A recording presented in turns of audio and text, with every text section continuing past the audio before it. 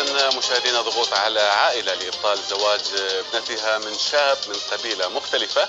كيف نتعامل أو كيف تتعامل العائلة مع هذا النوع من الضغوط؟ وهل هناك دور للقانون في حل هذه الحالات؟ الإجابة عن هذه الأسئلة معنا مباشرة راح يكون بعد قليل من جدة المحامي والمستشار القانوني ريان مفتي. حقيقة شفت كثير من المشاركات كلها يعني، وخلينا نقول ماخذة التوجه الوسطي. نعم. وحتى يعني قائمة في بعض الآراء قائمة على خلينا نقول آراء دينية وأحاديث لرسول عليه الصلاة والسلام. اللهم صل وسلم عليه. لأنه إذا أخذنا الآراء الدينية فهي راح تنصف العريس اللي هو موافق، والعروسة اللي هي موافقة، وأبو العروس اللي هو موافق، وراح تخرج الباقي من دائرة الجدل ودائرة التدخلات اللي ما لها أي مبرر، بما أنه الأهل يعني راضين. بس سبحان صحيح. الله بعض صحيح. الأحيان، ومش أول مرة على فكرة يعني نحكي مثل هذا الموضوع. أذكر تقريبا بال2006 إذا ما خابني الظن أو 2007 حصل نفس هذا الموضوع، وأيضا تم تداوله بشكل كبير ما بين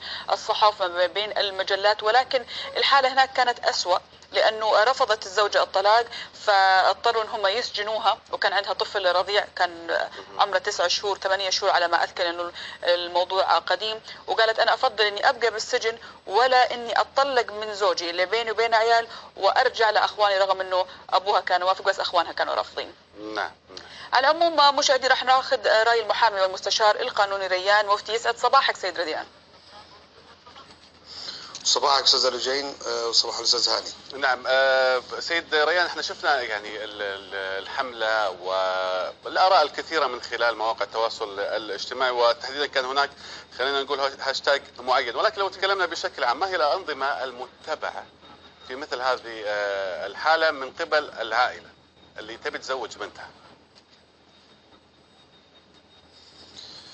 هي طبعا مسألة الموافقة على العريس المتقدم أو رفضه هذه مسألة شخصية بالنسبة للأسرة، لكن إنه إحنا نربط المسألة إنه هي مسألة شرعية، هي طبعا هي مسألة غير شرعية ولا ترتبط مسألة يعني لا بالقانون ولا بالشريعة. يعني هي حتى إحنا نتكلم عن موضوع كانت بدايته هي بداية العادات والتقاليد في زمن الجاهلية، ولما جاء الإسلام طبعا انتفى هذا الأمر، وكان عملية وجود شروط وأركان لأي زواج كان ترتبط في مسألة الدين والإيجاب والقبول والمهر، ولم تضع أي شرط من شروطها أن يكون هنالك توافق في النسب إلا إذا كان بين حر وبين عبد، وهذه مسألة غير متوفرة الآن وغير موجودة.